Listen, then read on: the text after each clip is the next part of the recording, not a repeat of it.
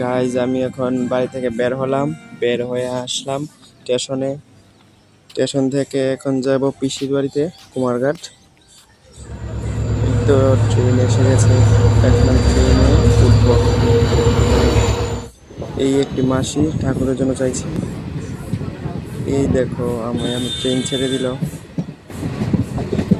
ত্রিপুরা মেঘলিপাড়া, যেখানে চা পাতা উৎপন্ন হয়, এখানে এটি জায়গাটি।